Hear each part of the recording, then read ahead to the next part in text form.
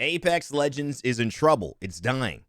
Or at least that's what most people on the internet angrily tweeting because they have no lives would make you think. But I am here to tell you that also, while not having much of a life in the holidays, because I pretty much just played my PS5 and God of War Ragnarok, which is amazing, I do have a life outside of that.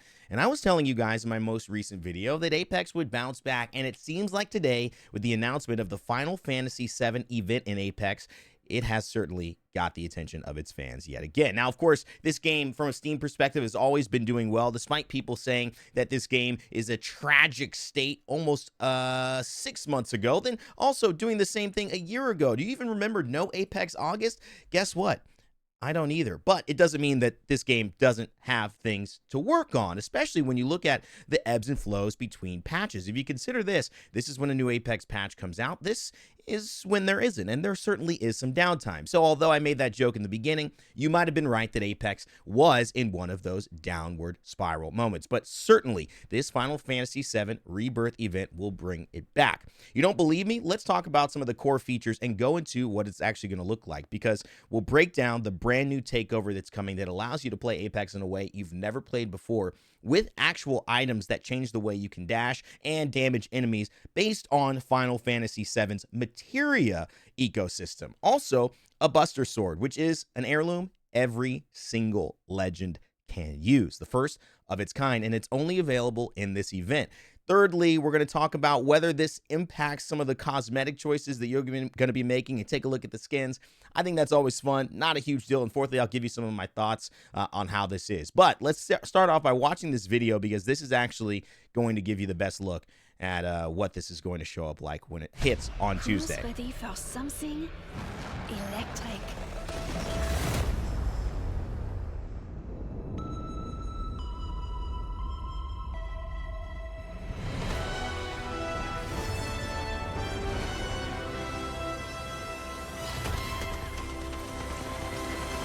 Better to die fighting than to live in fear.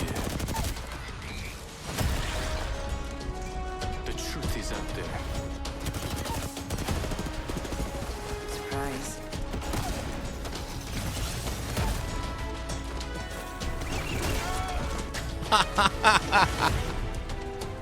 Excuse me? Buster Sword here.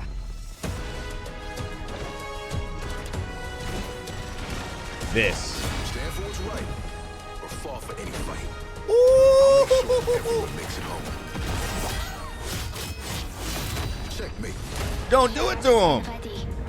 Do not do that to him. Wanna fly? Oh, he don't know nothing about that. Oh, I like this. Look at this. Oh, and oh. Howdy. What team?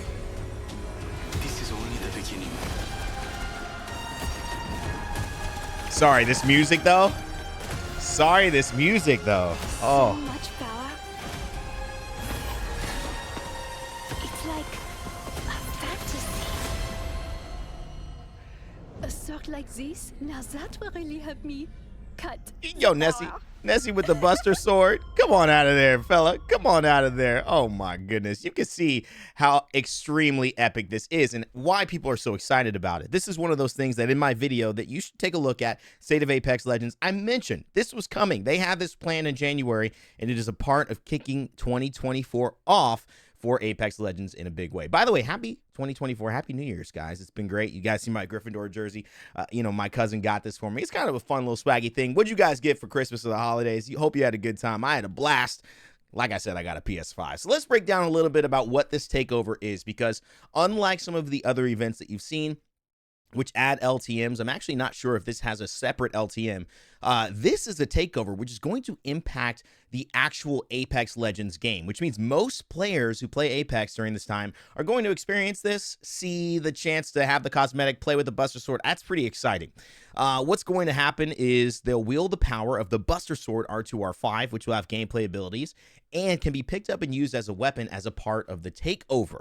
Get access to light and heavy attacks, blocking to reduce damage taken, and dash to close the gap and fill your meter to use the quintessential limit break. The more you deal, take, and block damage, the faster your meter will fill. If you don't find a Buster Sword hot off your drop, keep an eye out for them in the care packages. My first thought on this is, wow, we're getting closer and closer to, I don't want to say the F word, and I'm not talking about the curse word, I'm talking about the game. In terms of things we've never seen in Apex, but they do all the time. I'm very interested if this is going to be something that we insert more, because these playable items, this looks like an item that's going to dominate if you can get it. Now, while you're on the hunt for the ultimate weapon, look for Materia Hop-Ups. And I think this is the second point that I think you guys should pay attention to out of the ones that we've discussed, because Materia are hop-ups that can impact your weapons in different ways, but they can only attach to certain weapons and can only spawn in the world and event limited cactuar ticks. So let's take a look at what they are, and when you find these materia, what they'll do for your weapons. So the blue materia, that's an HP absorb. It'll damage enemies to heal yourself. That's pretty cool. So you're basically getting some healing. That's great in a 1v1. That's great if you're poking long range and you don't have any med kits. Let's talk about green materia, lightning. Reload an empty weapon to emit a shock nova, damaging and slowing nearby enemies, which means, especially if you're playing one of those characters that's bunkered down in a building, or you find yourself in a final 3, this could be a pretty nice way to just get some CC onto someone who's out in the open field, maybe not in the same level of cover as you, and make it very, very easy to get those final knocks. Purple materia, crit rate up. Random criticals provide extra damage. This is huge. In fact, this is maybe one of the more impactful ones when you're talking about high fire rate, maybe high magazine SMG. Think of maybe an R99, a car. I could see this on a car working very, very well, because certainly 1 or 2 criticals, they end up making the difference in a fight. So typically, if you have crits more than you're actually aiming, that would be awesome. The red materia summon, this one is going to be the best. I mean, you can't summon a Nessie companion to attack your foes. Now, I don't know if they're going to have the Nessie making, half a health bar damage. But how much can a Nessie really, really take if they're being thrown out at you? Like, what's going to make you feel not so angry that you'll quit Apex Legends, but what's going to make someone who throws a Nessie at you happy enough that they picked up that red materia? You know what I'm saying? Like, what's going to make them go, yeah, I'll pick up a Nessie again? Or is it just going to be hilarious? I have a feeling it might be a mixture of both, but I can't have deadly Nessies, man. That's going to be scary. That's nightmare fuel right there. All right. Keeping it serious, let's go back to yellow materia. Assess. Damage enemies to see their remaining health. Very, very cool. I'm interested to see how, this is ultimately going to showcase from a HUD perspective how helpful this will be. But certainly information is always valuable in this. The other thing you'll see about how this will work, if you want to get the Buster Sword, well, let's talk big picture here. Maybe the biggest thing about this are the items and the heirlooms. I know some people don't love these items and love these heirlooms. They are a little bit more focused on what gameplay am I adding. But here's the thing. The Buster Sword is a part of a 36 item collection that can not be chosen and will randomly unlock as you purchase more packs from this mode. Now, there are 36, meaning the Buster Sword is a part of these 36. Now, we don't know the loot rate drop. We don't know how likely it is. It's probably going to be very unlikely to get a Buster Sword, which is the heirloom, at the first or second drop that you do. However, you could. And that's kind of the fun part. It's also the frustrating part for people who want to be a little bit more concise and aggressive and know exactly what they want. They're going to spend all the money anyways. But at the end of the day, if you're going to spend all the money anyways and go straight for the Buster Sword, might as well just buy all the 36 cosmetics, even if you get a few rares that you're not enjoying. Why? Because this is the most unique and will soon be the rarest and not the rarest heirloom. Let me explain why. The first reason it'll be the rarest is because you can only get this at this event, and it will not show up in the Mythic shop, meaning once you get your heirloom shards after the event, maybe you see people running with the Buster Sword, you get excited, you want to use it, you won't be able to grab it if the event is over. That is scary, meaning it's going to be very, very rare. The second reason it may not be rare is because I can see a lot of people grabbing this, not just because it's a great heirloom, it looks like it's going to be really fun, but because you can equip this as your actual heirloom, or you can equip it as your fists.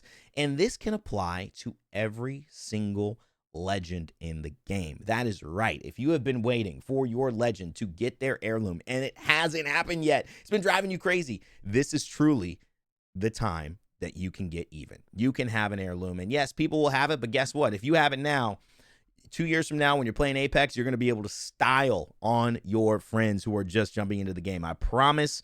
I've been there before. You know, I go back in Paladins and Smite. I still have those skins, and people go, where did you get that?